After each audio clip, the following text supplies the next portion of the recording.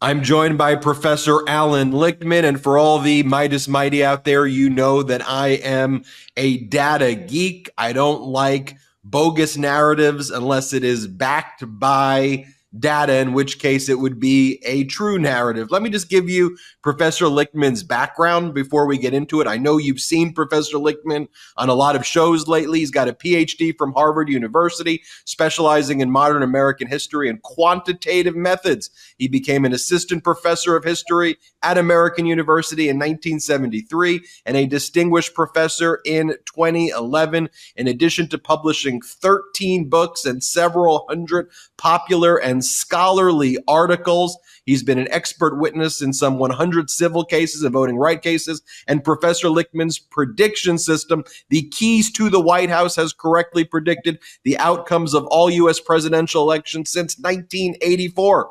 Professor Lichtman, thanks for joining us. My great pleasure. Thanks for that very kind introduction.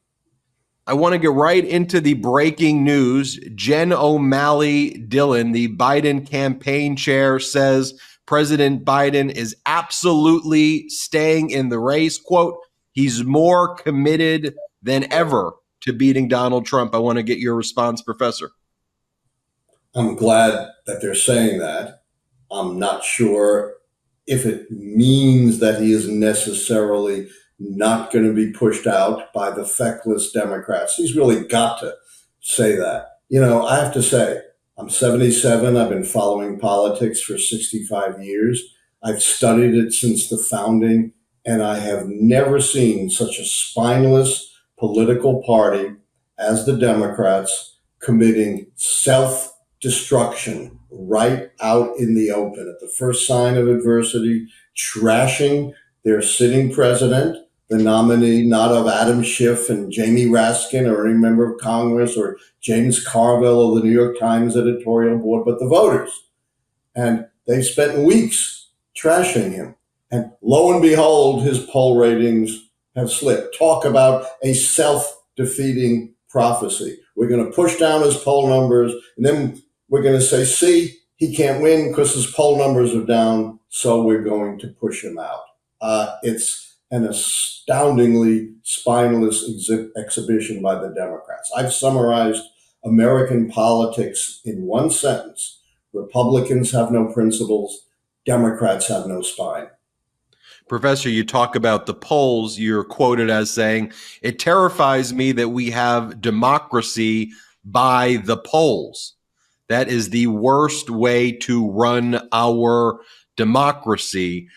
You've been a strong critic of the polls and you've been shown to be right over and over again that the polls are wrong. How dangerous is democracy by polling? It could not be more dangerous. You know, the polls are snapshots. They are abused as predictors. And as snapshots, they shift all the time, and sometimes massively. In 1988, George H.W. Bush was 17 points down to Mike Dukakis in the late spring. You know, the pollsters and the pundits all wrote him off. I wrote at that very time that he's a shoo-in to win based on my keys to the White House, because he's running on the record of the Reagan administration. He won by nearly 8 points, a 25-point shift. After Obama's disastrous debate with Mitt Romney, he went from 8 points up in the polls to 4 points down. And again, a lot of the pundits were writing him off, and he won very handily. If you believe the polls, Donald Trump should have withdrawn in 2016. And of course, he won. Worse than that, the pollsters deceive you. They claim the error margin is plus and minus 3%. But that's pure statistical error from sampling. That's the error you would get if you had a huge jar of green and red balls and you took a sample to estimate the percentage of green and red balls in the jar. But human beings are not green and red balls. Most people don't respond to the pollsters, so they get a skewed sample. People may lie. They may not have focused on the election, and they may change their mind. Moreover, no one's voted yet, so they have to guess at who the likely voters are. This introduces a whole range of error above and beyond the plus and minus 3%, making the polls useless in any close election. Plus, that additional error is not random, it's unidirectional. In 2016, the polls underestimated Republican voting strength. So, like generals fighting the last war, they corrected for that. And what have we learned from the midterms, the off year elections in 2023, the special elections in 2024? The polls now substantially underestimate Democratic voting strength. Look at the most prominent special election for the seat in New York in Congress, previously held by the disgraced George Santos. A poll taken right at the eve of the election had it as a dead heat. Democrat up by 1 point. The Democrat won by 8 points, outperforming the polls by 7 points. I hope I've given you enough reasons for you to reject firmly the notion that we should govern according to polls. Well, look, your keys and indicators were accurate, unfortunately, when it came to Donald Trump, right? I mean, I saw Yeah. your interviews back then. You were on Fox and, Yes. you weren't pushing agendas. You were just saying, hey, I'm looking at the polling data and you're looking at this the whole wrong way with your polling data. I'm looking at my keys and I'm looking at these factors. So I think your polling data is trash. And you said in 2016, you were one of the lone voices then. You said that you said that Trump was going to win. So it's not a matter, I want to be clear to everybody, of you picking Democratic candidates. You're picking based on a set of quantitative, methodical factors versus kind of these skewed polling data. Let me comment on that. As you can imagine, predicting Donald Trump in 2016 did not make me very popular in 90% plus Democratic Washington, D.C., where I teach at American University. But I did get a note which said, "Congrats, Professor, good call," and in big Sharpie letters signed Donald J. Trump. Also remember, my first prediction was in April 1982, in which I predicted the re-election of Ronald Reagan at a time when America was mired then in the worst depression since the Great Depression. His poll numbers were down in the gutter, and the majority of Americans thought he was too old to run again.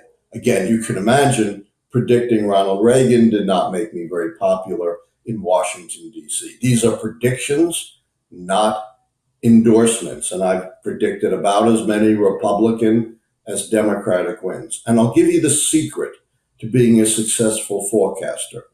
Again, you can't do it by polls. You got to have a model that works.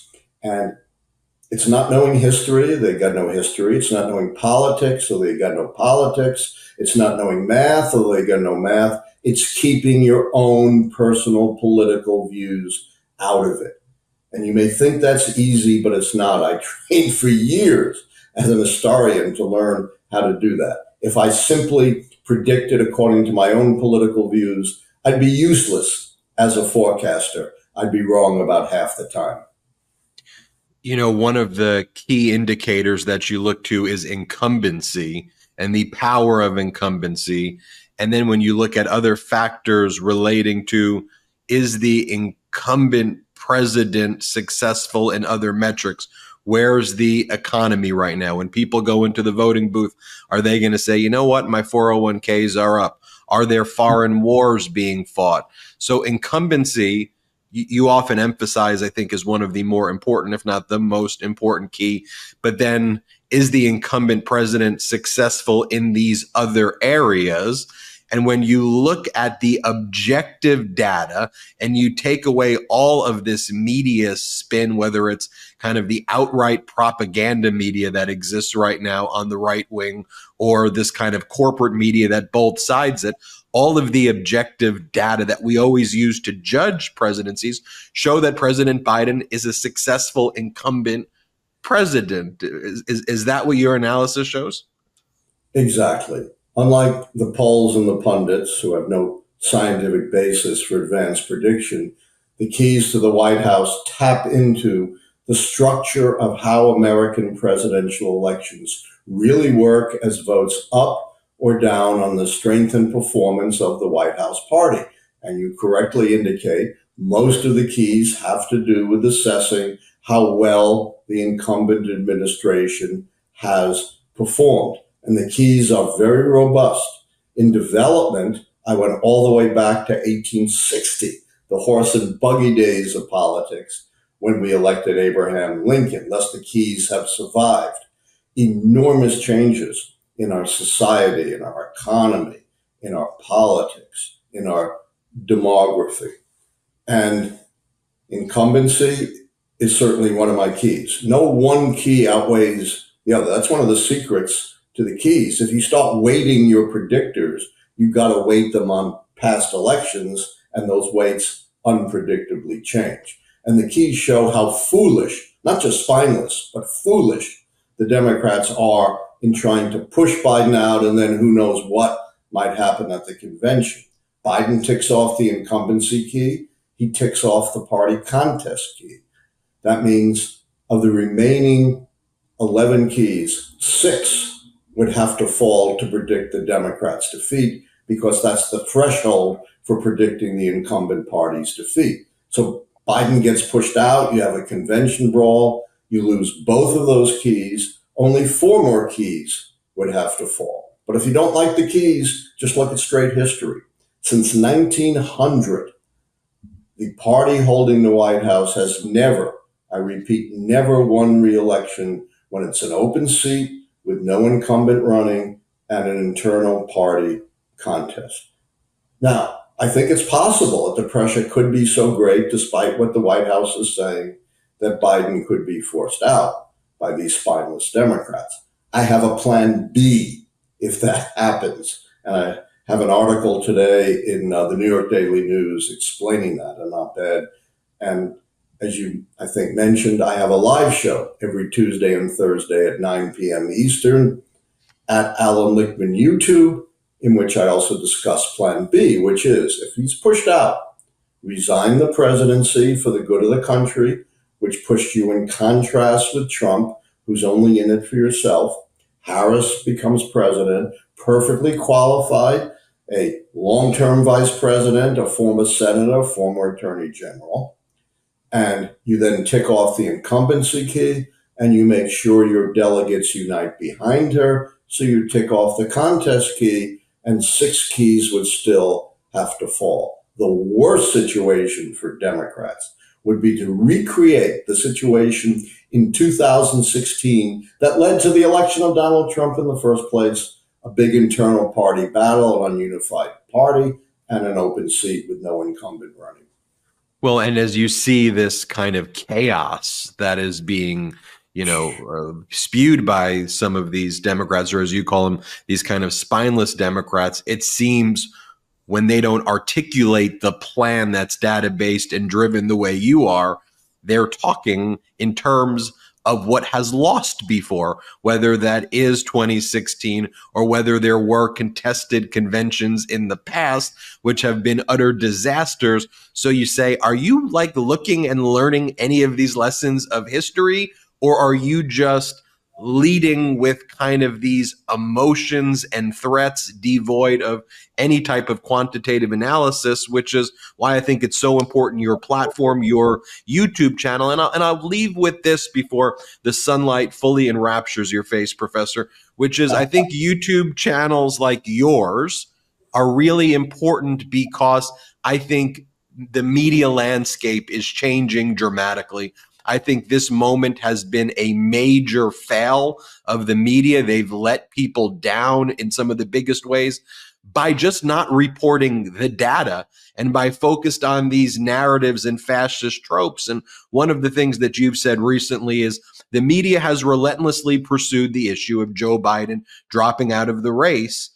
If Donald Trump actually wins, the media will be complicit in their own demise because Trump will destroy the free press. How big of a problem do you think it is, the way this corporate media has been dealing with all of this, but frankly, not reporting on the facts of the success of Biden's presidency, not reporting on things like when Donald Trump's been found liable for sexual assault, not describing what it really means to be a convicted felon, and then just running with the polls for year after year after year. I mean, it's been systemic. I completely agree with you. You know, folks in the media, they're my buddies. They're smart. I love them. But they're caught up, as you point out, in this awful both-sidism. I thought the role of the media would be the guardian of the truth, not to treat both sides equally, even though, as you say, one side is committed to inveterate dishonesty, to trashing the rule of law, and openly trashing our democracy. You know, the media has done us an enormous disservice, and I can't overstate that. And Donald Trump has made no secret that he is going to govern on the model of his buddy Viktor Orban in Hungary, and J.D. Vance, his vice presidential candidate, is even more enthralled with the Orban model. And that model has two key points. One, you use your power to destroy your political opposition. Two, you use your power to destroy the free press. And so the whole apparatus of government becomes nothing but a cheering section for you, as does the media. No free press, no real civil service, no opportunity for a real political opposition to function because you're wiping them out. And he can do this all now under the cover of immunity that the Supreme Court has given him. You know, if that Supreme Court decision had been in effect in the 1970s, Richard Nixon would have gotten away scot-free with Watergate, and our democracy might have died 50 years ago. So my last message is, you know, to all my buddies in the press, this is a hinge moment in the history of American democracy. Perhaps as perilous as we've seen since the Civil War. Do your job as the guardian of truth and the guardian of America's peerless traditions of democracy and freedom. Professor, using your keys to the White House, President Biden stays in. Still think he's going to win? I have not made a final prediction. I want to make that clear. I've been misinterpreted. I will after the Democratic convention, but a lot would have to go wrong on my keys for Biden to lose. He's down definitively 2 keys. Take 6 to count him out. And there are 4 shaky keys that your audience should keep their eye on. Third party, social unrest, foreign/military failure, and foreign/military success. Now, let me say something kind of a bit modestly. You know, I'm not so arrogant to say that even though the keys go all the way back to 1860, that there can't be something that's so cataclysmic and so unprecedented that it shakes up the race outside the context of history. And we'll see how it plays out. But the Democrats seem to be absolutely intent on breaking the pattern of histories to their detriment and the detriment of the country. Well, learn the lessons of history, focus on the data. That's what we do here on the Midas Touch Network. And I want to remind everybody about your YouTube page as a place where they can go and get the data. It's at Alan Lichtman YouTube. They're almost at 40,000 subscribers. I think you'll hit 100,000 subscribers fairly soon. Everybody check it out. And Alan does a great live show with his son. I really enjoy watching that show. As you know, I'm very data-driven here on the Midas Touch Network. Thanks, Professor. Thank you. It's Thursday and Tuesday, 9 p.m. Eastern, just to remind everyone. Thank you so much for having me on. Some of the best questions I've had. Thanks, Professor. Have a good one. Everybody hit subscribe. We're close to 3 million subscribers. Let's get there. Love this video? Make sure you stay up to date on the latest breaking news and all things Midas by signing up to the Midas Touch newsletter at MidasTouch.com/newsletter.